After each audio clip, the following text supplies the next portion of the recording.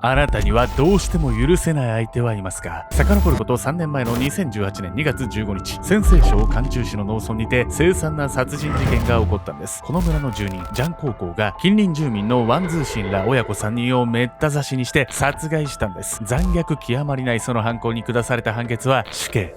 死刑判決が出ると中国の SNS、WeChat でアンケートが取られました。高校の死刑に賛成しますか？その結果は死刑に賛成が396票、反対の数は9118票。見るも無残な方法で近隣住民3人を殺害したジャン高校。彼の死刑に反対した民衆は一体どんな事情に突き動かされていたのか。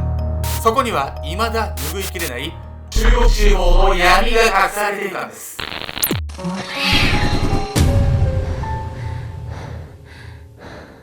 オスたい焼き頭と尻尾同時に食べないよ、ケンちゃんです。メトラーの人気投票ナンバーワン、ヤミコです。いや、ひでえなそれ。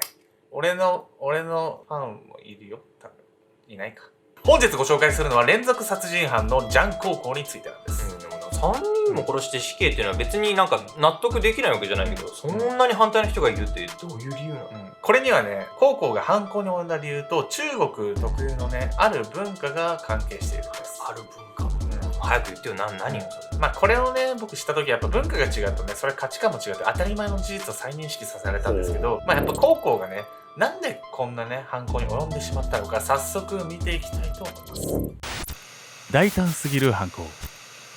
遡ること3年前の2018年2月、陝西省甘州市。事件の始まりは高校が生まれ故郷に帰省したこと。中学卒業後すぐに徴兵された高校は新疆ウイグル自治区の警察官を務め、退役後は各地に出稼ぎに。16年間一度も故郷に戻らず、今回は初めての帰省だったんです。実家で過ごしていた高校は偶然近隣住民のワン家の親族が集まることを知りました。2月6日、ワン家の三男シャオジュンが帰郷し、2月15日には長男ジャオジュンが車で帰郷。名前ややこしいな。旧正月に際し、ワン家は親族一同で墓参りをすることになっていたんです。高校は続々と一家が集まってくる様子を見てこう思いました。次男の風順が見当たらないものの、一家を一網打尽にするチャンスはこのタイミングしかない。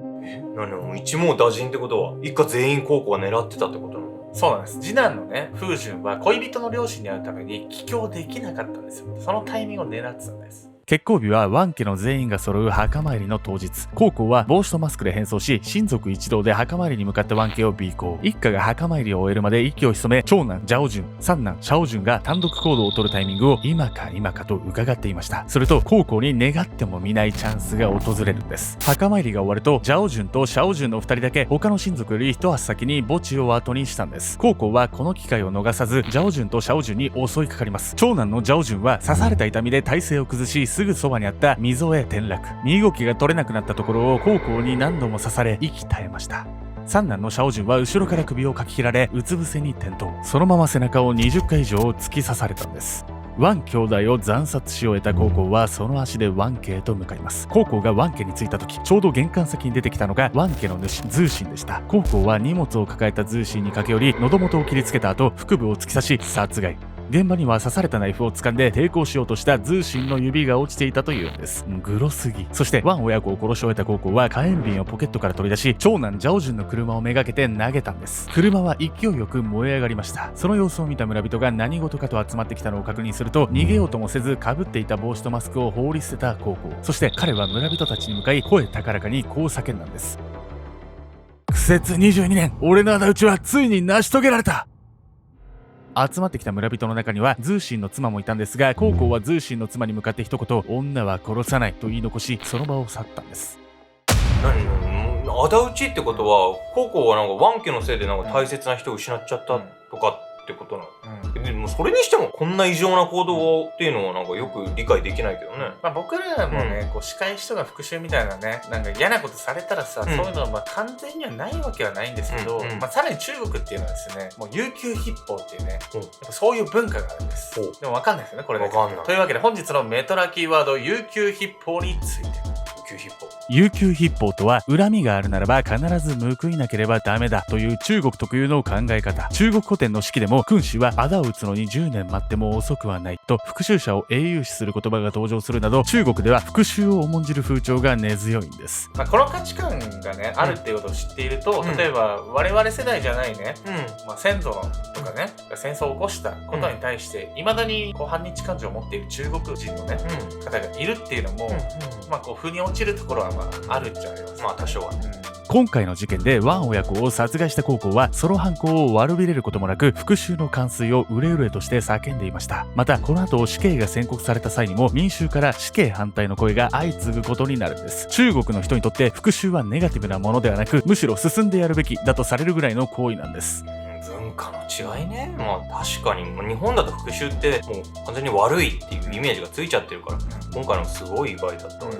でもこんだけ復讐するって高校の恨みはよほどのことだったんじゃないのこれは。いや、おっしゃる通りですね。22年経っても許せないことがあったということなんですよね。高校がズーシンの妻に言った女は殺さないというね、言葉も実はこれに関わってくるんです。22年の恨み。今から遡ること25年前の1996年8月27日、ジャン家とワン家の間に以後長くしこりを残す重大事件が発生しました。もともとジャン家とワン家は仲が悪く、いさかいの絶えない間柄だったんですが、この日は両者の争いがいつもより一層激しくなってしまいました。先に仕掛けたのは高校の母親シュピン。農作業の帰り際、シュピンはワン家の次男フージュンと出くわしました。そして虫の居所が悪かった彼女はフージュンに向かって唾を吐きかけたんです。最低だな。唾を吹きかけられて怒ったフージュンはシュピンに平手打ちでやり返します。シュピンも負けじと次男フージュンにしがみついたんです。両者の揉み合いは次第にエスカレートし、フージュンは力いっぱいシュピンの首を絞めたんです。さらにワン家の父親ズーシン、三男のシャオジュンが駆けつけ、シュピンは3人から袋叩きにあいます。その様子を見た高校は血相を変えてフールーとリーバーを呼びに走ります。母さんが殴られてる。高校からの知らせを受けてフールーとリーボも現場へ駆けつけるんですが、相手は男3人。当時13歳だった高校と父、姉の3人では太刀打ちできるはずもないんです。父フールーは母シュピンに逃げるように必死で呼びかけました。しかしシュピンは逃げるどころか負けてたまるかと言わんばかりに転がっていた鉄の棒を拾い上げ、三男シャオジュンの顔面めがけて渾身の一撃を食らわすんです。血を流しその場にうずくまるシャオジュン。その姿を見た彼の父ズーシンは逆上し怒鳴ったんです。シュピンを殺せ、命で落とし前をつけさせろ。父の言葉を聞いた次男のフージュンは持っていた棍棒でシュピンの頭部を殴打。なんで棍棒を持ってるんこの家族。シュピンは倒れ動かなくなってしまうんです。高校の父フールはシュピンをワン家の門前まで運び、どうしてくれるんだと何度も呼びかけたんです。しかしワン親子はこれを無視、手を差し伸べる気配もありませんでした。シュピンはそのまま息を引き取り、高校はただ呆然と1時間ほどかけて行われた母の遺体の見分を見ていることしかできませんでした。高校は当時13歳でしょ、めちゃくちゃ若いじゃない。そんな年で母親なんて目の前で殺されちゃったら、そりゃ恨みもするわよ。シュピンもね、なかなかのことはしてるんですけど、明らかにこれもやりすぎっすよ。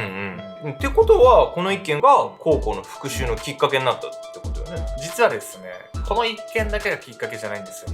まだ、ワン親子はですね、まるでシュピンの死を嘲笑うかのようにジャン家に追い打ちをかけていったんです。